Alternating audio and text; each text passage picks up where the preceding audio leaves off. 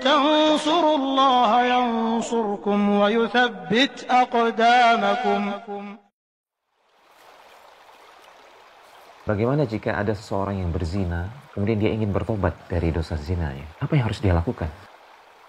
Kemudian yang ketiga, dia harus meyakini janji Allah Subhanahu wa Ta'ala, bahwasanya Allah tidak hanya akan menghapus dosa dia, tidak hanya akan melebur dosa yang pernah dia lakukan karena zina, tapi Allah Subhanahu wa Ta'ala akan menggantikannya dengan kebaikan-kebaikan, akan menggantikannya dengan pahala yang berlipat ganda.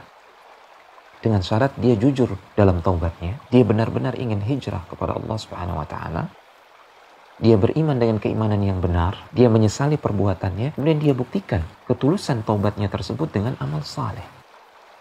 Allah Subhanahu wa Ta'ala berfirman, وَالَّذِينَ لَا يَدْعُونَ مَعَ اللَّهِ إِلَهًا آخَرَ وَلَا يَقْتُلُونَ النَّفْسَ الَّتِي حَرَّمَ اللَّهُ إِلَّا بِالْحَقِّ وَلَا يَزْنُونَ وَمَنْ يَفْعَلْ ذَلِكَ يَلْقَ أَثَامًا يضاعف له العذاب يوم القيامة ويخلد فيه مهانا إلا من تاب وآمن وعمل عملا صالحا فأولئك يبدل الله سيئاتهم حسنات وكان الله غفورا رحيما. Orang-orang yang tidak menyekutukan Allah Subhanahu wa Ta'ala, orang-orang yang tidak berdoa, berharap kepada selain Allah Subhanahu wa Ta'ala, dia hanya berdoa, beribadah kepada Allah Tabaraka wa Ta'ala. Dan orang-orang yang tidak pernah membunuh jiwa tanpa hak.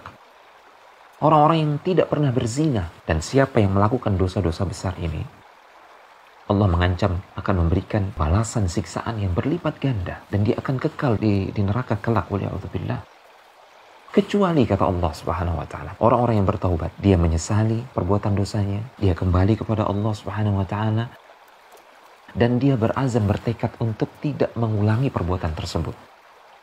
Kemudian dia memperbaiki keimanannya. Dia belajar tentang akidah sahihah. Dan ini dibutuhkan ilmu. Dibutuhkan seorang ustadz yang membimbing dia ke jalan sunnah.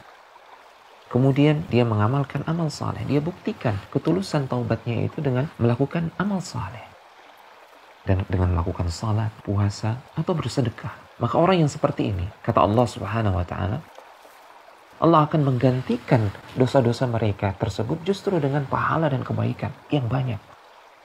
Dan sungguh Allah Subhanahu wa Ta'ala Maha Pengampun dan Maha Penyayang terhadap hamba-hambanya. Ini janji Allah Subhanahu wa Ta'ala.